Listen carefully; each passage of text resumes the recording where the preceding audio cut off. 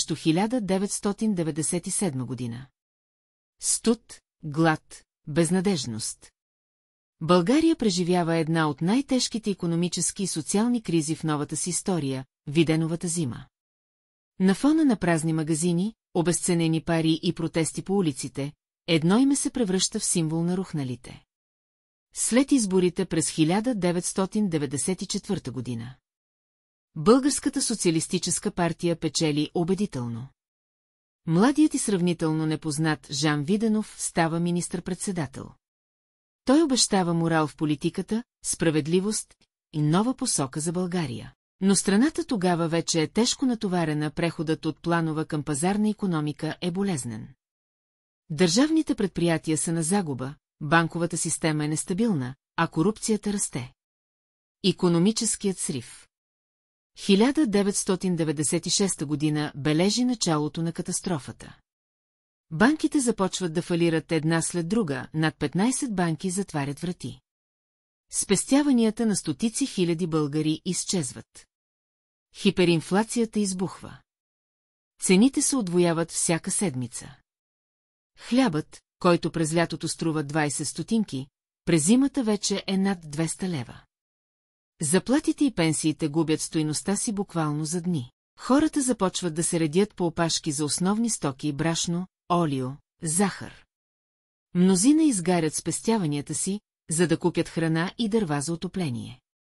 Крахът на лева. Към края на 1996 година $1 вече струва над 3000 лева. Българският лев се обезценява толкова бързо, че магазините започват да лекят нови цени всеки ден. Пенсионерите броят пари в пликове, а младите хора търсят начин да емигрират. Доверието в правителството на Виденов се стопява. Международният валутен фонд прекъсва преговорите с България, а чуждестранните инвестиции изчезват. Зимата на недоволството. Януари 1997 година. Страната е парализирана от студ и отчаяние.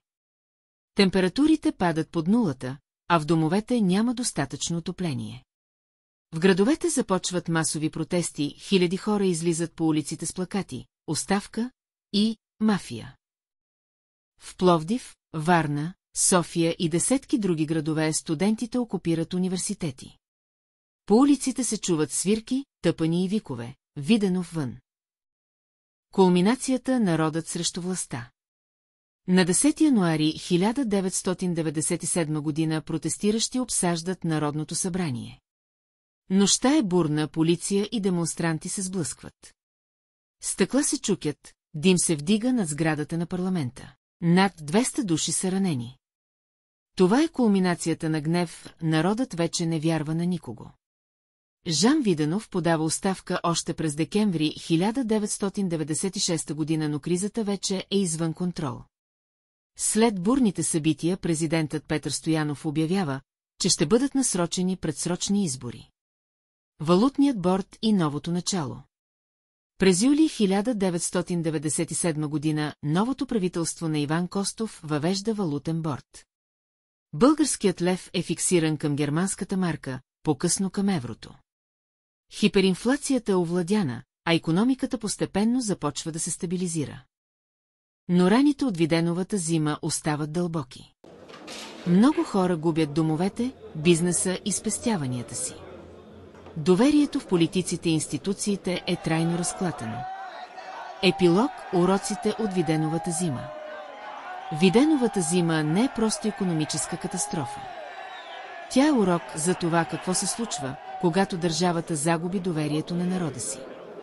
Днес, десетилетия по-късно, хората все още помнят онази студена зима, когато парите не струваха нищо, но гласът на народа се оказа по-силен от всичко. Да не забравяме зимата, която промени България.